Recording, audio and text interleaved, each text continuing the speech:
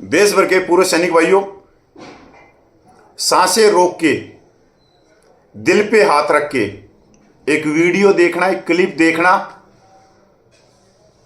आप उस क्लिप को देखते देखते आपके शरीर में जन्नाटा नहीं आ जाए तो, आपकी जो पैर हैं उन पैरों में कंपन ना आ जाए तो, अगर आप महसूस कर सकें कि इनकी जगह मैं होता, तो वैसे तो हो नहीं सकते, पर आप देखना।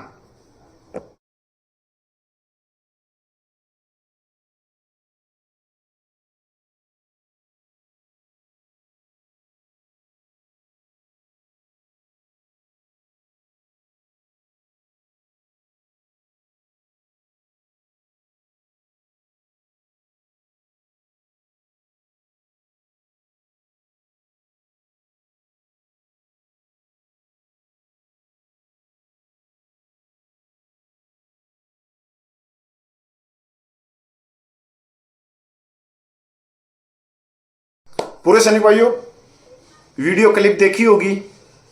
सच बताना, रोंगटे खड़े हुए या नहीं हुए? अगर रोंगटे खड़े नहीं हुए तो भाई क्लिप को एक बार देख लेना, 2 बार देख लेना, 3 बार देख लेना। मेरे वीडियो के बाद में जो सबका सैनिक संघर्ष कमेटी के नेशनल प्रधान हैं, जो 94 साल के हैं, सूबेदार प्रगट सिंह साहब का मैसेज है पूरे देश के सैनिकों के लिए। सैनिक भाइयों, जो आपने क्लिप देखी, ये क्लिप है 25 नवंबर की। 300 फुट से भी ज्यादा ऊंचाई की टंकी पे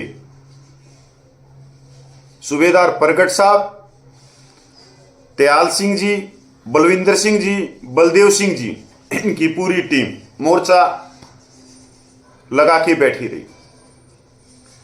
सैनिक भाइयों, कहने की बहुत आसान होता है। अगर मैं उस टंकी के ऊपर 3 बार मैं गया सामान देने के लिए, पानी देने के लिए। जब मैं नीचे से चला तो 2-3 सीढ़ियां चक्कर काटी, आराम से बगैर पकड़े हुए गया। जब उससे ऊपर गया तो मैंने दोनों पकड़ लिए, और ऊपर गया तो धीरे धीरे जाने लग गया। कंपन होने लगी पैरों में कंपन। अगर आप कहते हो कि नहीं ऐसा नहीं है, तो आपके आसपास में कोई टंकी तो मिल ही जाएगी। ऐसा नहीं कि एक ही टंकी है, कहीं गांव में, कहीं शहर में, तो आप कोशिश करना उसके ऊपर चढ़ने की। सैनिक भाइयों, जो ये सुरमा है प्रगट साहब जी, ये 36 सिख रेजिमेंट के जवान हैं, जिसको आज हम 4 सिख रेजिमेंट के से जानते हैं। 36 सिख रेजिमेंट वही रेजिमेंट है जिसको आप सारागड्डी की लड़ाई भी कह सकते हो। सारागड्डी के नाम से जिसको जाना जाता है। सारागड्डी जो अफगानिस्तान में, गुलाम भारत में, जहां पर 21 जवानों ने 10,000 अफगानिस्तानियों को धूल चटाई थी, जिसके ऊपर केसरी फिल्म भी बनी थी अक्षय कुमार वाली। तो प्रगट साहब उसी 36 सिख रेजिमेंट के जवान हैं। बहुत दुख भी होता है और पीड़ा भी बहुत होती है कि एक जेसीओ साहिबान, जिसकी उम्र 94 साल की हो गई, और वो अपनी पीढ़ी के लिए संघर्ष कर रहा है और जान को भी हथेली पे रख के कर रहा है। एक कमांडर की भूमिका होती है कि जवानों की जान बचाना, चाहे उसकी जान को कुछ भी हो जाए।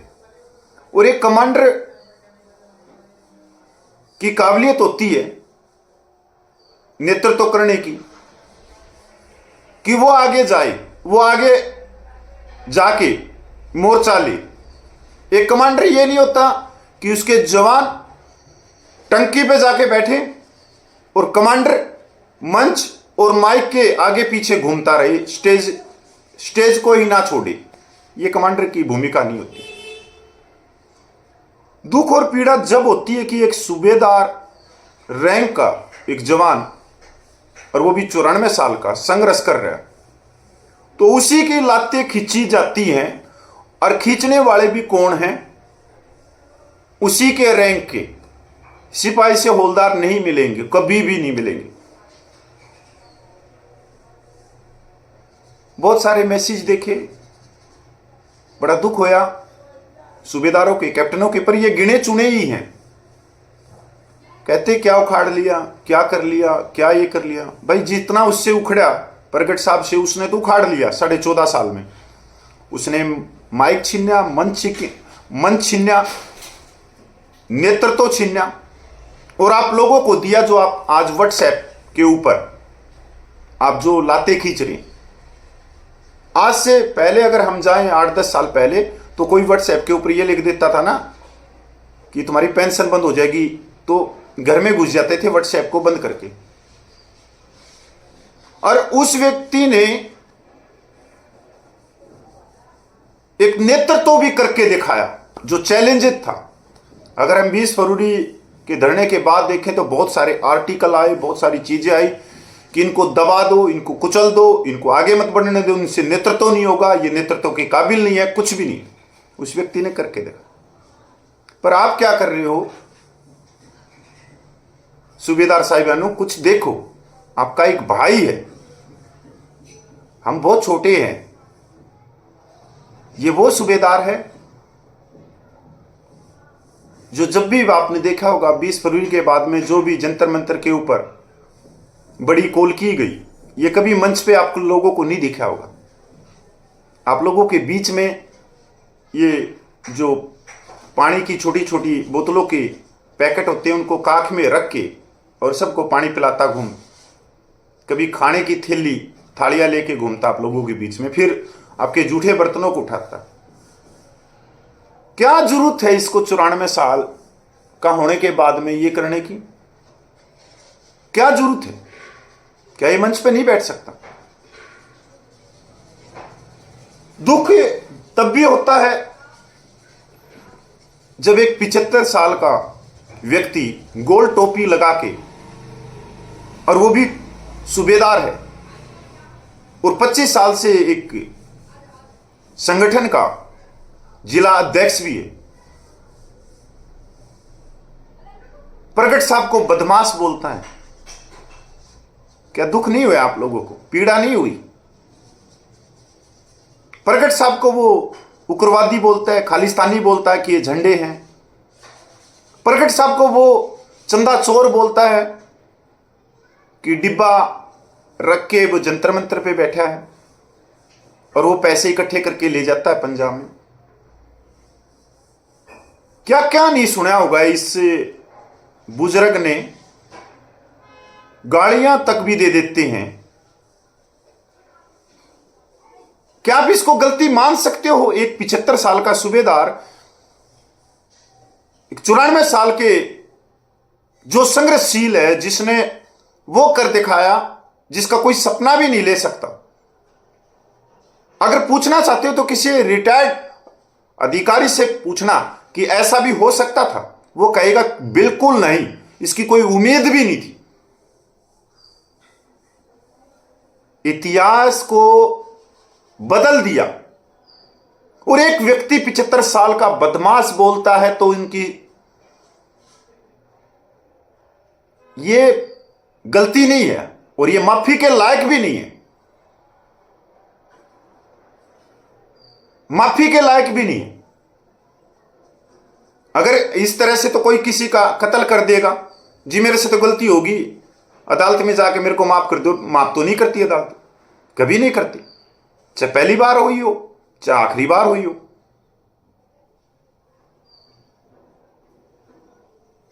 सैनिक भाई,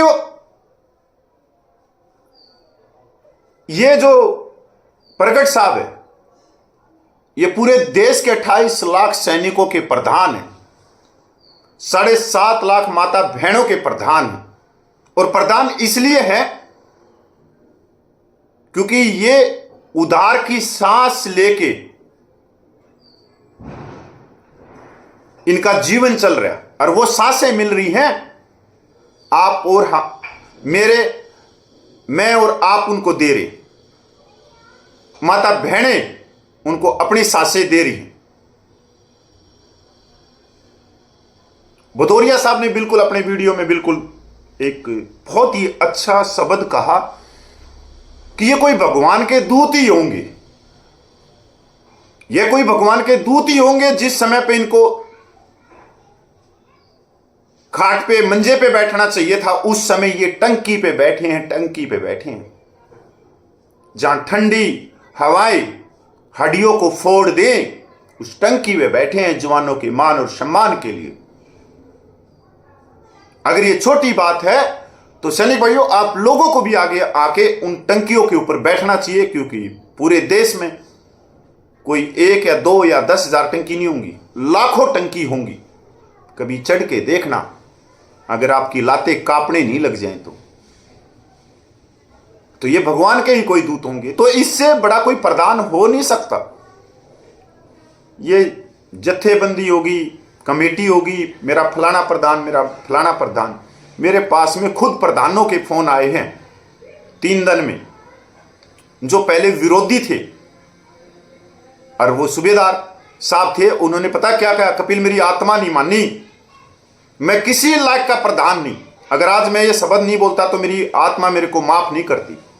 मैं किसी लायक का भी प्रधान नहीं। मैं सिर्फ सैनिकों को पिछले 5-10 साल से इनसे चंदा ले रहा हूं, और इनको महीने में एक संडे को इकट्ठा करता हूं, समोसे और चाय इनको पिला देता हूं इन्हीं के पैसे से। पर कभी मैंने अपने प्रधान होने की जिम्मेवारी, इनके न्याय की, इनकी समानता की मैंने आवाज नहीं उठाई।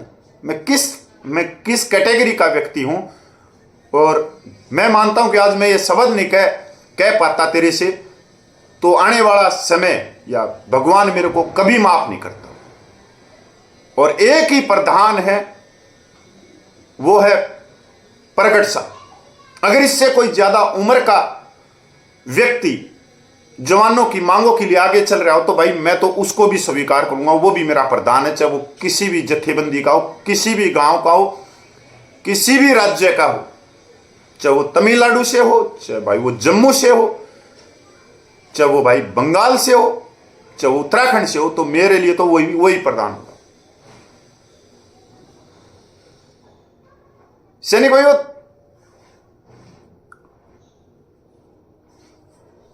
अब जो उनका वीडियो आएगा उस चीज को भी देखो और दिल पे हाथ भी रखो।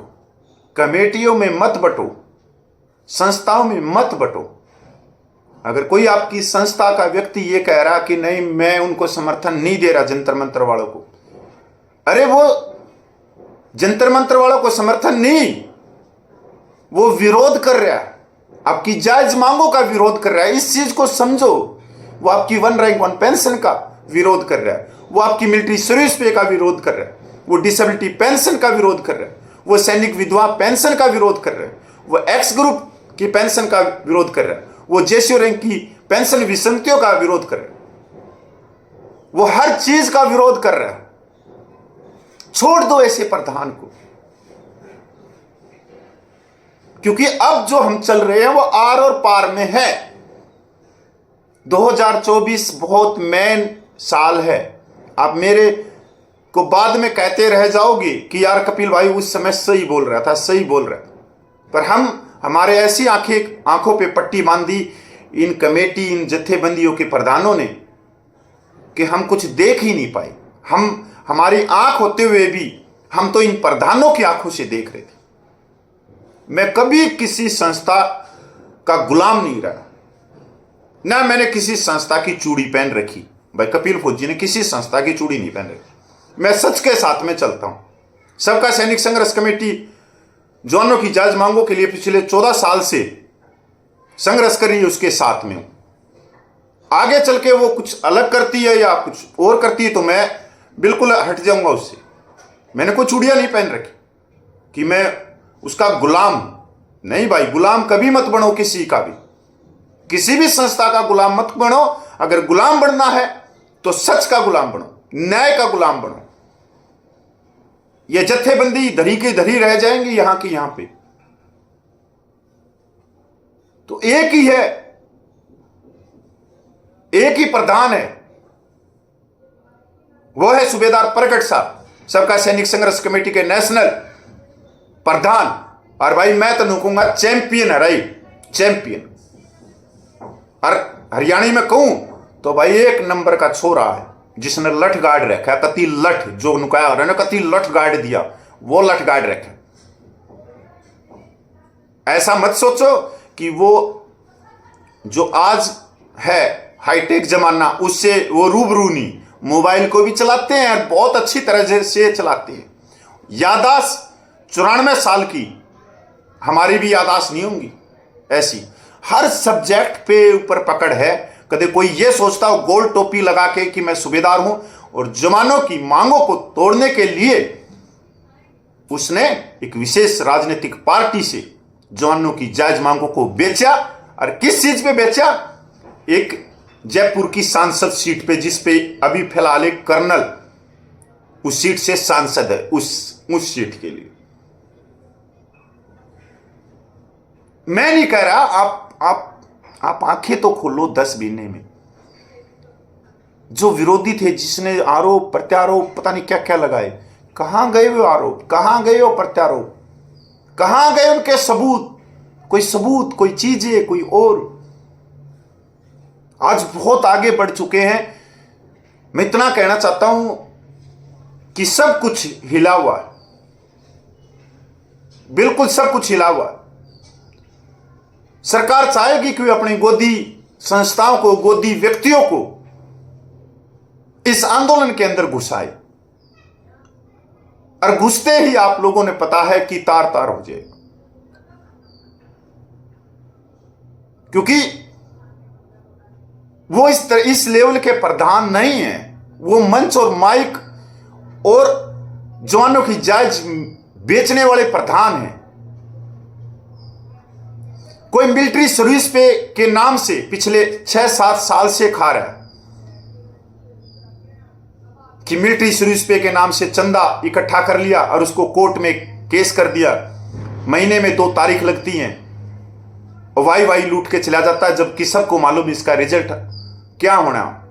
मतलब एक तरह से आपको इंजेक्शन लगाए जा रहे हैं, इंजेक्शन। एक गोल टोपी वाला आता है, वो इसको बदमाश बोल देता प्रगट साहब को। जहां मैं हमारे जैसा व्यक्ति बोल सकता है, क्योंकि हमारे काले बाल हैं, तजुर्बा आएगा, उम्र आएगी, सारी चीजें। और हो सकता है कि आप हमारे को माफ भी कर दोगे कि यार अभी भाई इनकी उम्र भी 40 साल है, नौजवान बच्चे हैं, नौजवान भाई है, कोई बात नहीं, जोश में भी बोल गया होगा। और ये 75 साल का व्यक्ति जो ठंडा हो चुका है, जिसके बाल सफेद हो चुके हैं, जो 25 साल से एक संस्था का प्रधान बन के बैठा है,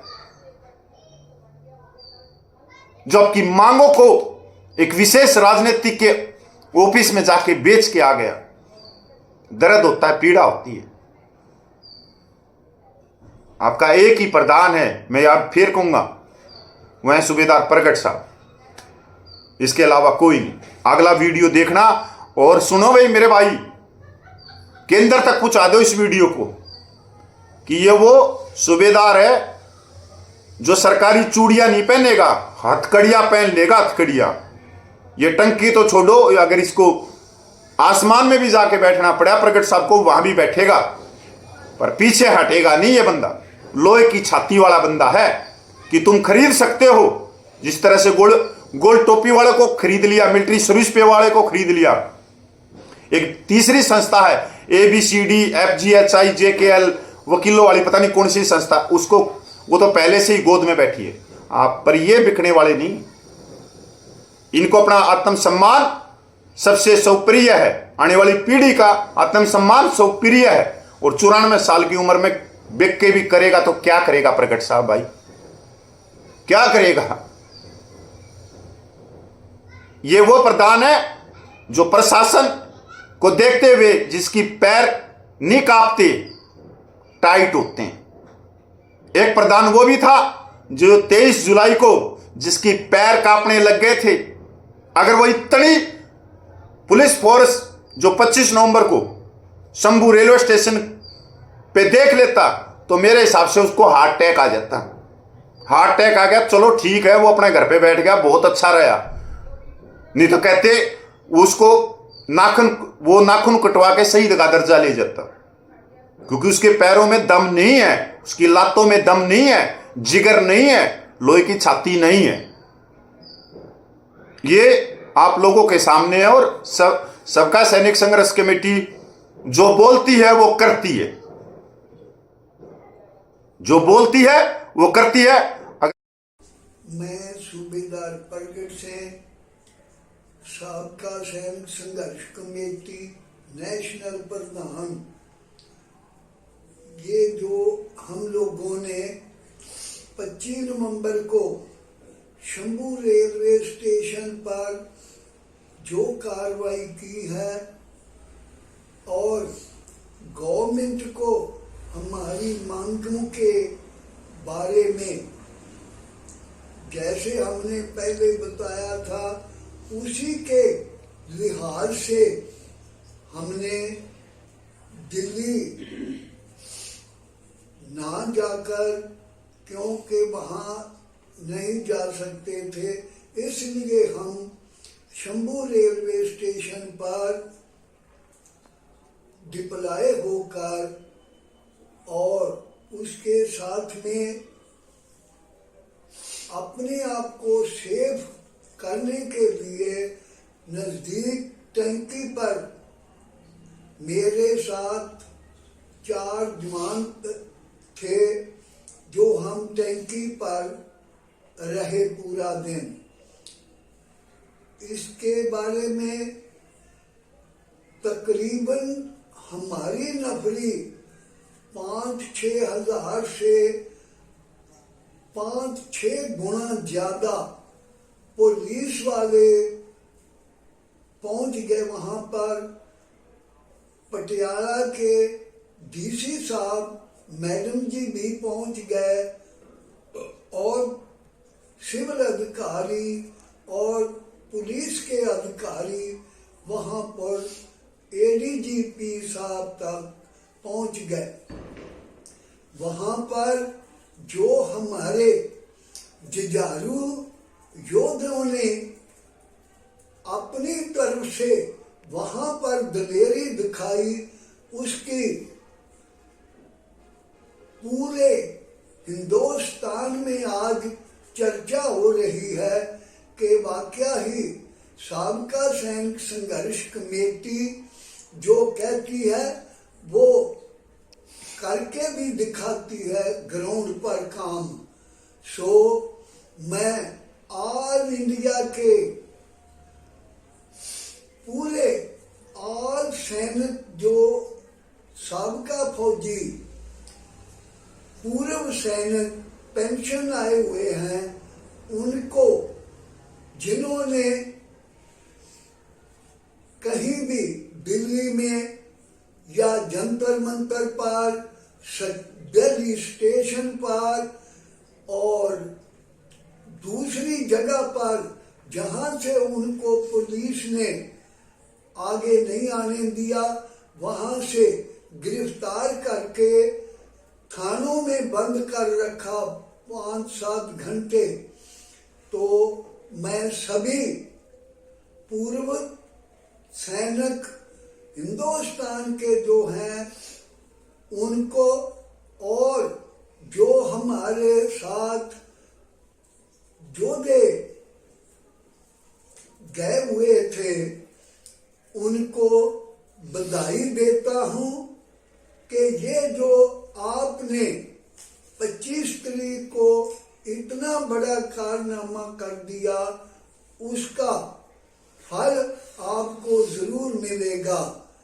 आप लोगों में से सीनियर 8 या 9 हमारे कमांडर वहां पर भी ये एडीजीपी के साथ और मैडम जी के साथ गवर्नर साहब से चंडीगढ़ में मुलाकात करके आए। वहां पर किसी किस्म की कमजोरी नहीं दिखाई, बल्कि पूरे गट्स से वहां पर गवर्नर से बात की। गवर्नर को भी पता चल गया और उसने बोला कि ठीक है, मैं आपको ये पूरा वचन देता हूं कि मैं 4 तारीख तक वहां पहुंचूंगा और प्रधानमंत्री से, गृह मंत्री से, डिफेंस मंत्री से बात करके उनको आपके बारे में पूरा बताऊंगा और जो आपकी मांगे हैं मैं उनको जरूर बर जरूर पूरा करवाने की बात करूंगा उनसे। सो मैं ऑल इंडिया के पूर्व सैनिकों को अपनी तरफ से और जिन बहादुरों ने वहां पर शमूलियत की थी, जैसे प्रयागराज से जितेंद्र राय जी, सूबेदार जी और अमृतसर वाले सरदार सुखदेव सिंह, जानी साहब दी यूनियन के नुमाइंदे और बठिंडा से ओला जी के नुमाइंदे और बरनाला से, पटियाला से सूबेदार प्रगट सिंह, बरनाला से हमारे अजीज सूबेदार मेजर हरदीप सिंह जी, जिन्होंने पूरे तकरीबन 300-400 आदमी को खाना भी बरनाला में खिलाया और साथ में लेकर पहुंचे। मैं सभी का दोनों हाथ जोड़ के